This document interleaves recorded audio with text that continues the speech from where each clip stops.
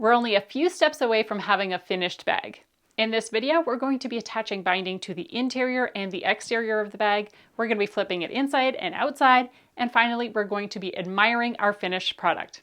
Let's get to it. We've reached step 10 of the project, which is all about attaching the interior bindings. So for this step, you're going to need your quilted panel, which I think now we can officially call our bag. We're also going to need our side bindings and our corner bindings. So you're going to start by taking one of the side bindings and you're going to lay it along the side of the bag. And you'll notice that the binding is longer than what you need, and that's totally fine. We planned it that way on purpose. Then I'm going to, so I would just kind of center it. I wouldn't start with it aligned on one end and not on the other. I would just sort of center it. We're going to align the raw edges of the binding with the raw edges of the bag. And then I'm going to just clip it or pin it in place. Just putting a couple of clips down the side. Then I'm going to take this to the sewing machine and I'm going to sew 1/4 of an inch away from this raw edge. So I've already done that on this side just to show you what that looks like.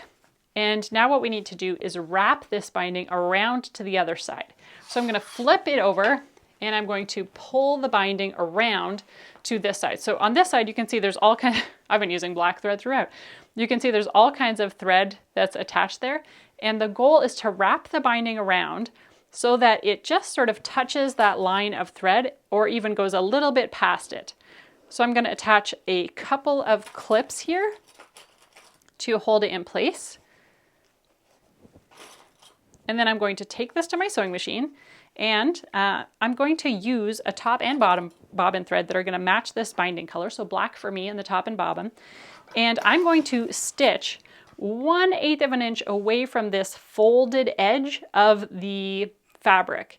And what that's going to do is it's going to sew through both the front and the back of the binding at the same time. So that's why I'm going to use a black thread in my top and my bobbin, because I'm expecting to be piercing through the front and the back of the binding, at the same time. So if you do that, if you can just align that fold so that it's a little bit past that stitch line, and then you stitch 1/8 of an inch away, you're gonna go through both sides of the binding. It's just that simple. So let me finish up both sides of this side binding and I'll be right back. I've wrapped my side bindings around and top stitched down both sides.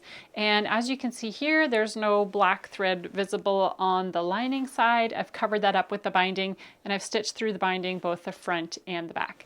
Now, all that's left to do with these side bindings is just to trim the extra because you don't need it. I just find it's easier to have slightly larger bindings than you need rather than trying to get them to perfectly align. So in case you're wondering, why did Shelley write this pattern so that those bindings were bigger? That's why. Now we need to box the corners of the bag and use our corner bindings. Of course, I had to go cut new corner bindings, right? Because I cut this size totally wrong.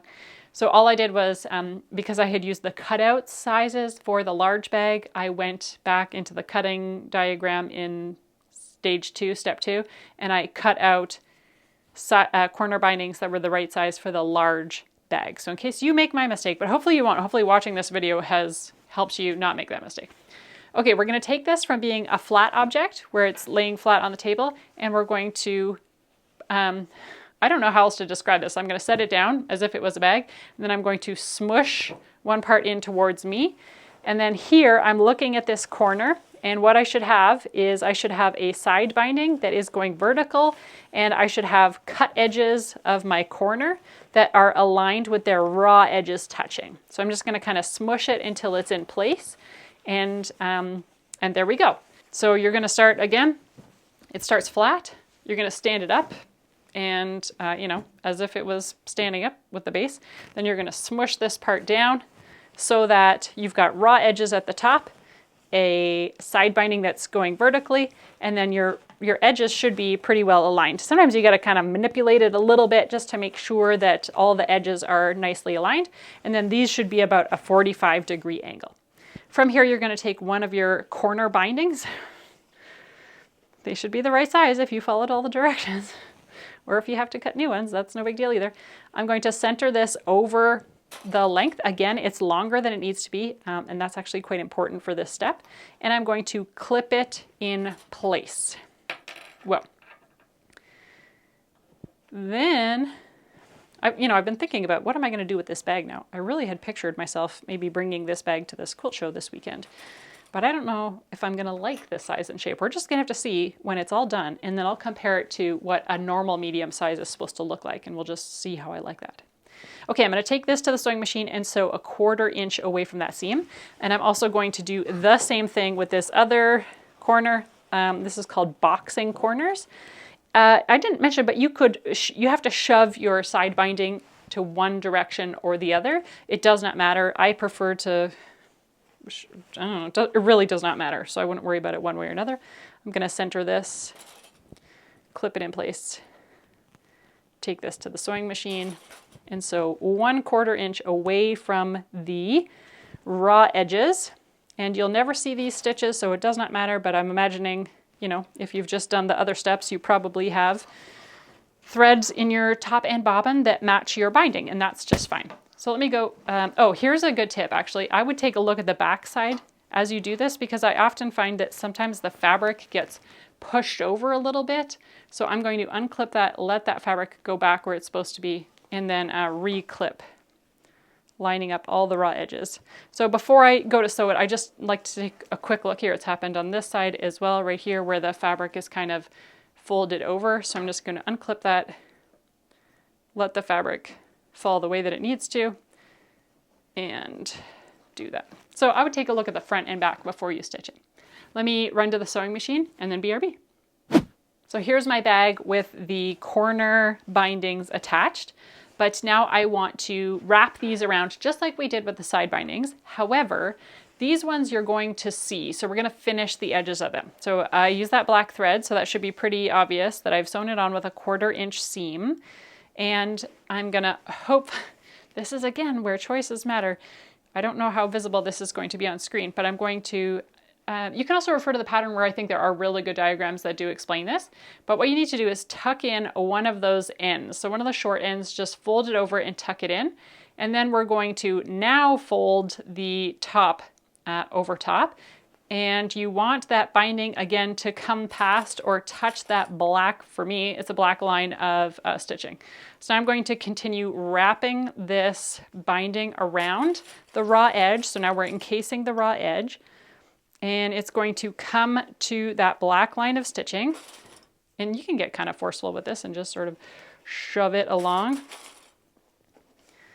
And then I'll show you what I do at the other end. It's exactly the same.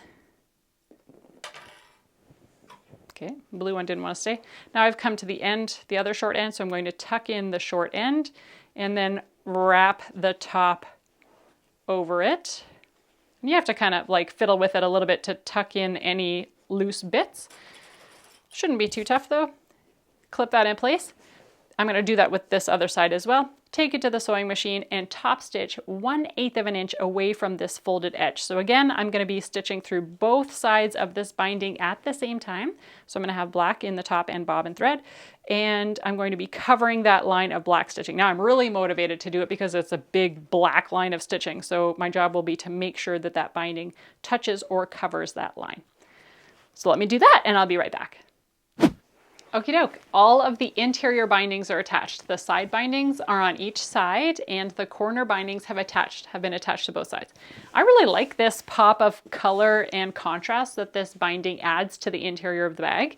But if you found this entirely stressful, and if, like, let's say you're not happy with how your bindings look, first of all, great news. They're just bindings on the interior of a bag. Nobody's ever gonna see them, so no big deal. Number two, if you didn't like that process and you found it really stressful, maybe next time you might want to try using bindings that are the same color as your lining fabric, because then you don't have to be as like fiddly or fussy with them. You can just kind of slap them on there and nobody's ever going to notice or see a difference. But I really like this white against or black against white. I think it looks really sharp. Okay, so that was step 10, which is adding the interior bindings. Next, we're going to talk about an optional but super cute way to add some fun to your bag. Now is the time to add some decorative labels if you're interested. So this is an optional step, but I'm finding one that is becoming more and more popular the more I'm seeing people sew bags. So I picked out of my vast collection, because trust me, I have a lot of labels. I picked this one from Sarah Hart's. It's a black heart that says, "Thanks, I made it." And I like this one because I'm going to put it on the inside of the bag, and I like that it's going to be more black on the interior, which is super white. So I like that. And also it kind of makes me giggle because, like, yeah, I made this. Nobody else made this weird bag, this weird shape. You know what I mean? So thanks, I made it. I don't think I'll ever sell this to anybody because it's like too weird. It's going to end up being a pretty weird shape, I think. But for me, it's cute. So these labels have raw edges on them that are meant to be sewn into usually bindings. A lot of times people are adding these to their quilts, but this is a perfect time to add it to your bag. I like to put mine on the inside of the bag, and there's different places you could put it. Sometimes I put them at the side where it's right next to the side binding. So that's one option, to put it on the side like that. But I want this one to be kind of front and center, so I'm actually going to center it between these two handles. And I'm not going to be measuring, I can tell you that. I'm simply going to clip that in place, and then I'm going to take it to my sewing machine and just sew within a 1/4 inch seam allowance, because in the next step we're adding binding, and the binding is going to cover these raw edges of this label and also the top of the bag. So I'm just going to tack that in. It'll take 2 seconds, and then I'll be right back. We've made it to the final step, which is step 11, all about attaching the top binding. So for this step, what you're going to need is the bag, the top binding, and some clips or pins, whichever one you're using. So your top binding, it's long and skinny, and one of the ends has been folded under, if you recall from way back. You're going to take this end that has been folded under, and you're going to mark a line 2 inches away from that folded edge. Okay, so that's step number 1. Number 2 is you're going to align this folded edge about one, and again, we're eyeballing here, okay? You don't need to measure this at all, but you're going to start that about 1 inch away from the side binding on the interior of the bag. And I would clip it along there. Then I'm going to move along and just clip the top binding to the interior of the bag, and I don't want to clip it to these handles. I want these handles to be out of the way, so I'm just going to tuck them inside for now.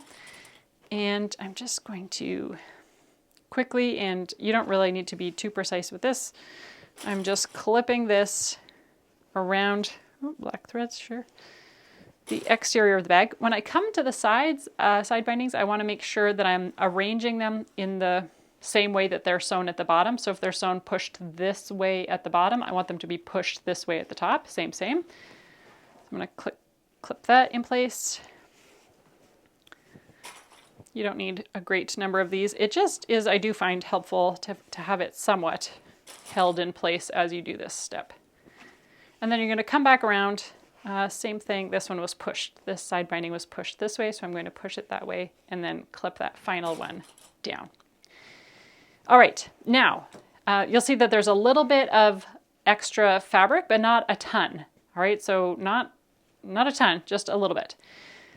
I'm going to take this to my sewing machine, and I'm going to start stitching about at that line that is 2 inches. You know, I drew a line on my top binding. So I'm going to start there, and I'm going to sew a line of stitches 1/4 of an inch away from these raw edges all the way around, and I'm going to stop when I come across this second side binding.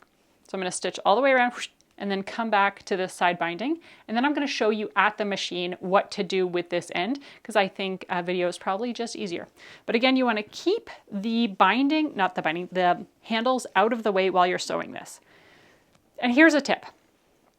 We've just attached this with the bag inside out. And so you might think, let me take that to the sewing machine and I'll stitch it on that way.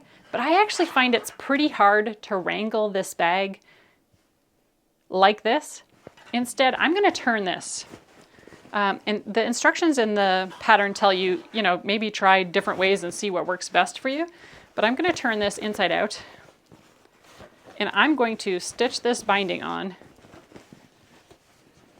like this. So I'm going to put this on the bed of my machine, and I find that it just flows a lot better because it's already, you know, it's making a circle. So it already is in the position that it wants to be in.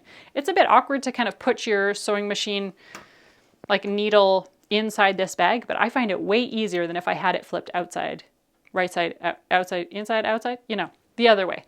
So take that with a grain of salt. Maybe try a couple of different ways and see which one works best for you. But on this step, I'm going to have this bag turned right side in. So let me take that to my sewing machine. I'm going to do this whole round of stitches, and I'll catch up with you when I've come back across this second binding. Okay, here we are. I've stitched the binding most of the way. I have not yet sewn across this second binding, so I'm just going to finish up that sewing there.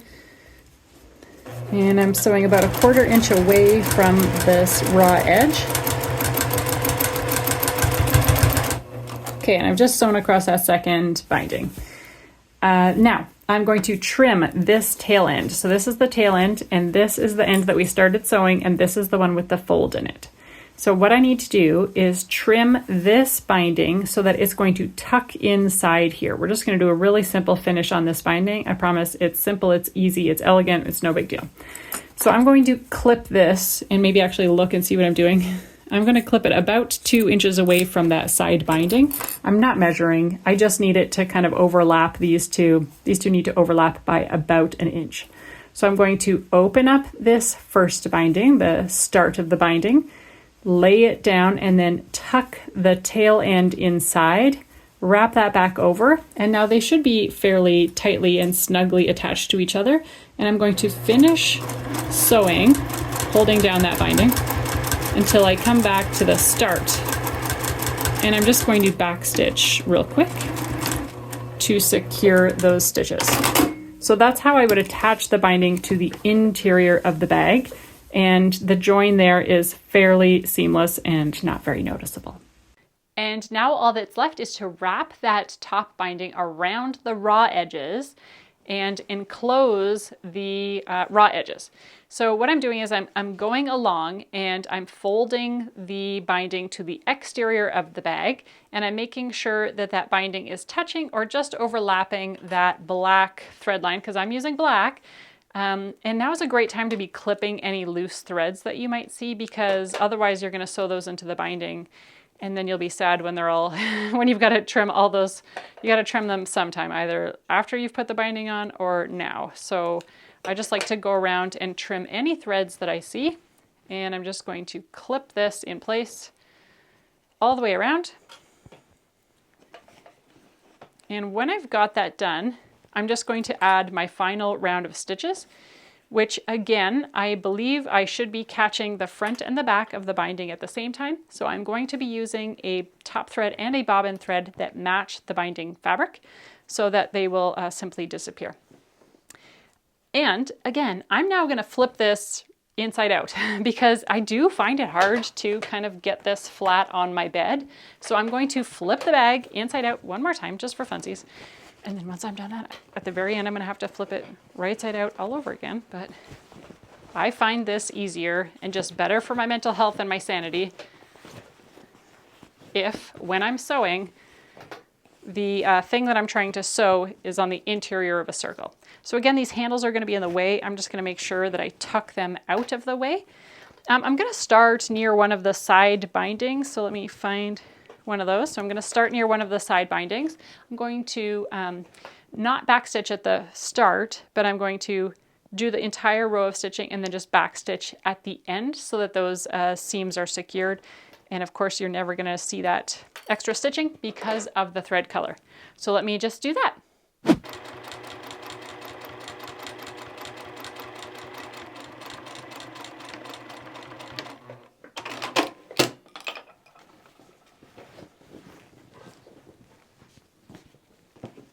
Okay, there it is. The binding has been attached all the way around. Let me flip it right side out. This is always fun. I like to kind of really poke at those corners to make sure that they're poked all the way out. And here we have my customized version unintentionally so, but customized nonetheless, medium size, sort of, Altoona tote. Okay, I'm gonna grab one of the normal size Altoona totes and we'll just compare and see how the two differ. Okay, here's the two Altoona totes that are supposed to be mediums next to each other. So this is the regular size where I made the corner cutouts the correct dimensions. And this one is, it's different in every dimension. Are those arms gonna stay up? Are they gonna stay? Maybe. It's different in every dimension. So it's a little bit taller, it's a little bit narrower, and it's a little bit wider. So those corner cutouts really do change the entire shape of the bag. So this one is wider, as you can see on the bottom. This has got a 10-inch wide bottom, or deep bottom, and this one's got an 8-inch deep base.